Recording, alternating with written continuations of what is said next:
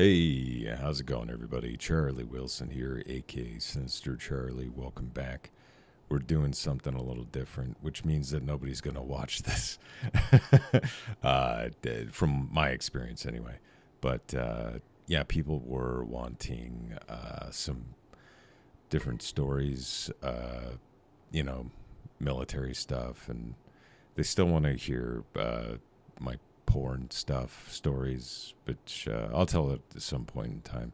There's plenty of videos of me talking about it in the past on my channel. So, and this can, be a little story time for you if you need something to fall asleep to. But this is my glorified slideshow.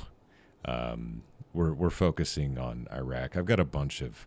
The only thing that Facebook is really good for is pictures and addresses and phone numbers. It's a glorified address book and also photo album. So we're going to go through some of my photos, and I was going to tell some stories along the way.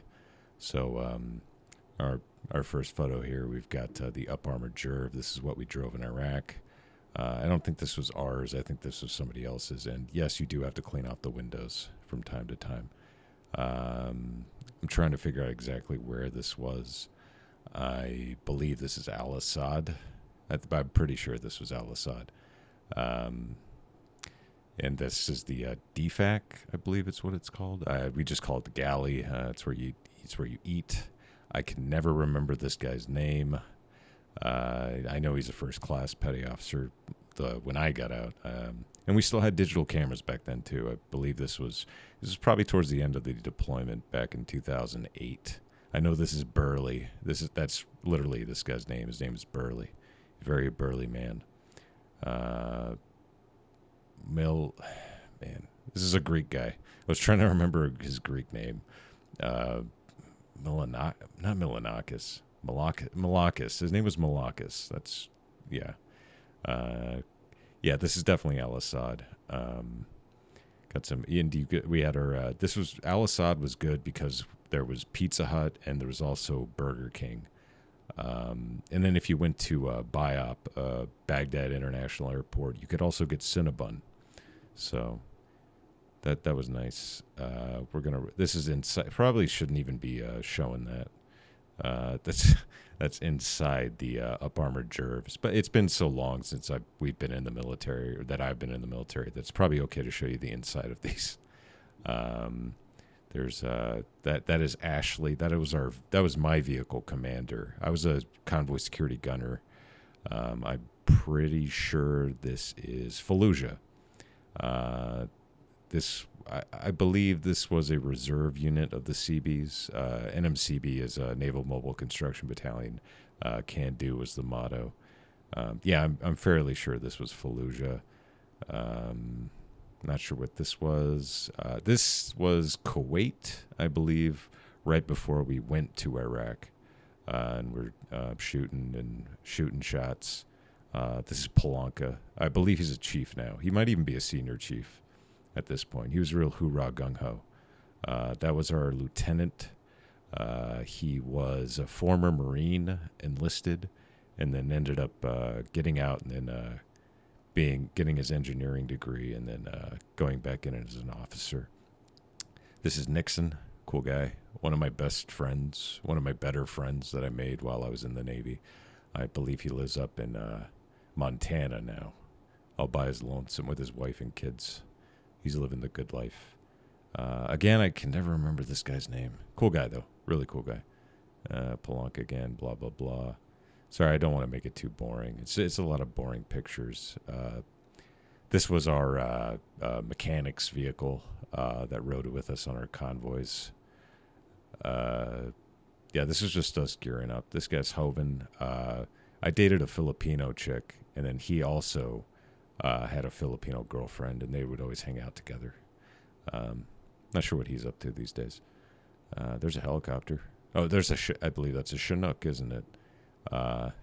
If you're ever offered to ride in one of those, don't. They crash a lot. That's Scaife. I believe he's a firefighter in Chicago at this point. He's thinned out a bit since this picture. The last time I heard, he was a firefighter in Chicago. He's very animated. Yeah, he likes the vanity. And the Chinook again.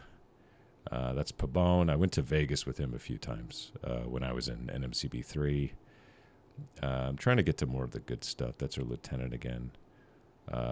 These are actually, this was the front of, yeah, this was our number one vehicle, and these were, I forgot what they call these, but they're meant to, they're out in front of the vehicle, attached to the vehicle to, these hit the IEDs first. If you run into one, so they blow up these first instead of your vehicle. It's very nice to have. These are actually very comfortable inside. Yeah, when I wasn't on the gun, this is a different vehicle. I believe this is the first or last vehicle because of the 50 cal. But yeah, very comfortable inside. Very nice to sleep in when you're not gunning, because every vehicle would have a gunner and a gunner. I was the gunner. I believe my A gunner is in a couple of these vehicles. I'm not sure what that fire was from. Probably tires. Yep, that was my driver for my vehicle. This chick lost her 9mm in the middle of the desert, but didn't get in trouble for it. How about that? Isn't that nice? I guess it's good to know officers. Anyway, that's a story. This is the gun I was rocking. This is the M240 Bravo. Never had to fire it out there. Never got shot at. It was actually it was either always like the convoy in front of us that got hit by an IED or the convoy behind us. And at this time, this was after the second surge. George W. Bush, they had the first surge, which was a huge number of troops, and then they scaled it back. But then a lot of insurgency was getting pretty violent. So then they had the second surge. I believe it was it General Flynn, I believe, possibly, who was in charge. I can't remember, but that quelled a lot of the insurgency. They're scathed, having a rough time. Not so rough, I guess. These are the third country nationals that we would escort on our convoy security missions. They were from places like India or Pakistan or other Middle Eastern countries, and yeah, their vehicles would always break down, but they were all tricked out with all sorts of crazy lights and stuff. It was pretty cool. There's some HESCO barriers. That's me. Looking a little chunkier. See, it's me. This was in Al-Taqatum. This is probably during a dust storm. When dust storms would happen in Iraq, we would generally not go out on missions. So usually we'd get at least one day off a week, but when there was a dust storm that lasted a long time, we'd usually get like 2 or 3 days off. That was pretty nice. And we'd just chill out and play poker. No drinking over there. I'm sure some people did drink. I know the SEALs are probably drinking over there, but I don't see the point if you're in Iraq why you would want to drink anyway. There's nothing to do. So that's Montoya. He was my I used to hang out with him a lot. He was my roommate in Okinawa as well. Yeah, I went golfing with him all the time when we were back in home port in Port Hueneme. Cool dude. Very cool dude. This is Sandusky. Different Sandusky, not the one you're thinking of. This guy's pretty cool. I'm not sure exactly what he does these days, but funny guy. And he wasn't really, he wasn't a CB. He was an SK. He was a store clerk, but he got attached to us. Funny guy. Yeah. This was my A gunner Robinson. She's all right. Driver. What was his name?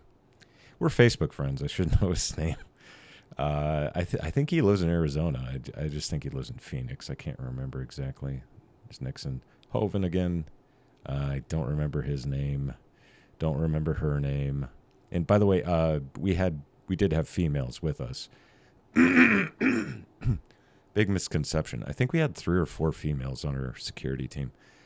Big misconception. If you're a female, even back then, excuse me, verklempt. You could have women attached to your units outside the wire, It's just that you couldn't be more than 30 days outside the wire as a female, I believe was the rule. But everyone's pretty cool. That's when Scaife broke the bunk bed in Fallujah. This was the Fallujah again. This is all Fallujah, I think. Definitely. I remember this. Bringing back a lot of memories. That was my vehicle commander. That was Ashley. There you go, Ashley O'Toole. Cool dude. I think he wanted to get out and be a music producer. I don't know if that ever happened for him. I haven't really kept up with a lot of these people. So, but I still do remember all of them. That's a bug. There's some Cheez-Its, more Cheez-Its. I can't remember his name. I want to say Kalaski, or I can't remember. It's been so long. Scaife again. Milak. I want to call him Milanakis. Anyway, this is very boring, I'm sure. A lot of waiting around. It was very hot at night, as you can see. Yeah, it's like, I guess I don't know if I should. I guess I'll keep going. I don't know how entertaining this is. That guy. Oh yeah, that's DeLeo. DeLeo's really cool, really funny guy. Really into heavy metal and punk music. Cool guy. This is Brown. I remember Brown. Okay. All right. Fun stuff. This was Tanufi. Tanufi was the coolest guy on the chill, very chill guy. He was on the All Navy rugby team at one point. He was a beast. Mormon, in fact. He was the nicest guy you'll ever meet. Nicest guy. He was a very nice guy. Every Mormon that I've met has been like the nicest person, and he was a really cool dude, but he would mess you up. Like, he was a really good rugby player, very tough guy. That's me, looking very motivated to go on the next mission. I believe I was waiting for a briefing. This is when me and my friends were very bored. I believe a dust storm or something was going on, and we all decided to put Icy Hot on our balls. It wasn't nice, and yeah, we all had fun and cigarettes afterwards. This is Nixon. Definitely, that was the Icy Hot. It doesn't feel good. Wow. Now, I believe this is when we're doing our vehicle inventory, getting everything in order. You got your flares and your ammo, and probably more ammo. Probably lots of ammo. This was Ramadi.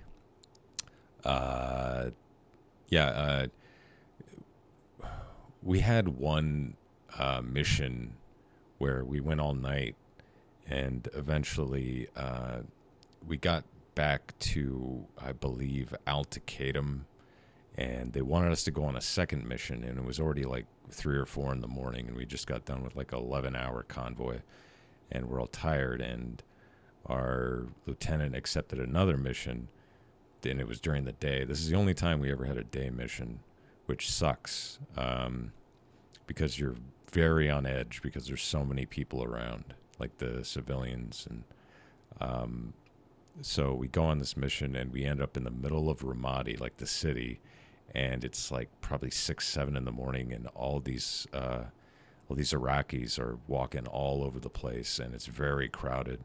And I want to assume it was an Iraqi police officer or Iraqi military, but he had a AK like strapped to his back, and I didn't know who he was or what he was, so I was very on edge that morning. I remember that we both looked at each other's eyes, and we were both very, very not happy to see each other.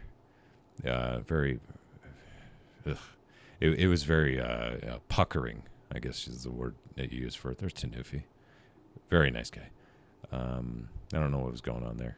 Yeah, and CBs generally do construction, but we were that deployment. I was on the convoy security team. UT1 Feltis sounds yeah, I know that guy. Okay, Sigler's. A lot of these names sound familiar. I just can't put a face to them necessarily. This was a dust storm just rolling in. I think we were about to go on a mission. We got called down. It's very cool to see, actually, one of these dust storms. I forget what the Arab word for it is. Um, yeah, just waiting. This is, I believe, in Al Qaim, which is near the Syrian border. I believe we were doing a cop mission. We were providing security while they built a Iraqi police station. And we were just waiting. And what do you do when you wait? You throw rocks at each other's balls. I don't know why, but we did. You got to remember, most of us were in our 20s or late teens. There's Friesen. That guy's nuts, or at least he was. Yeah, I got story. I don't want to tell stories out of school about that guy. Crazy dude. Fun guy, though. Fun guy. It had a lot of drinking. There was a lot of drinking with that guy. Not on this deployment, but yeah, next in again. Yeah, I guess we could stop there. This was our ET. He took care of all the communications, and I believe he was giving us a debrief or some kind of schooling on how to use different radios and blah, blah, blah. I never once in my entire career learned how to use one of these things properly. I avoided it at all costs. I did not want to learn. I had no inkling to learn it. This was, hey, it's me. This was in also Al Qaim, I believe. They had a pretty good galley. This was in the galley for some reason. I don't know why. Or mess hall if you're in the Army, I guess. I don't know why I was there, but it was. And we used it. I believe that, yeah, these are light glow sticks. Just having fun, chilling. This is Sandusky. He's very happy. Yep, there you go. Probably doesn't want his full name. I don't know. There was also, there was Subway. I forget. There were so many restaurants that just right after the war, like everything got settled down. Because this was like 2007, 2008. And everything was pretty established. And then all these American companies started coming in, like Subway, Cinnabon, Burger King, Pizza Hut. No McDonald's, though. There was a McDonald's in Kuwait, but no McDonald's that I remember. Burger King got in there, though. Road's closed. Yeah, so, yeah, I guess we can stop there. I guess I bored you guys enough with my dumb military stories. But, yeah, there's stories within stories around here. This is Altacadum, I'm pretty sure. I remember that's the NAVFAC, or is it NAVFAC? Or I don't know, just to call it the galley or mess hall. But anyway, I figure maybe you guys would kind of like that. Some of you were asking for military stories and all sorts of crazy stuff. So maybe I'll tell my porn stories next. I'm not sure. Anyway, yeah, thanks for watching. I really appreciate it. If you want more stories, let me know. Or if you want to hear about anything about the military, I could probably guide you in the right direction on what to do and what not to do. Definitely don't go in as an enlisted if you can. Really take the ASVAB seriously and nail a good job. I know enlistment has gone up recently, which I still don't get. I don't know why you'd want to go to the military at this point. But anyway, yeah, thanks for watching. I really appreciate it. Please like and subscribe down below. And yeah, if you got any suggestions for anything, yeah, let me know. Bye.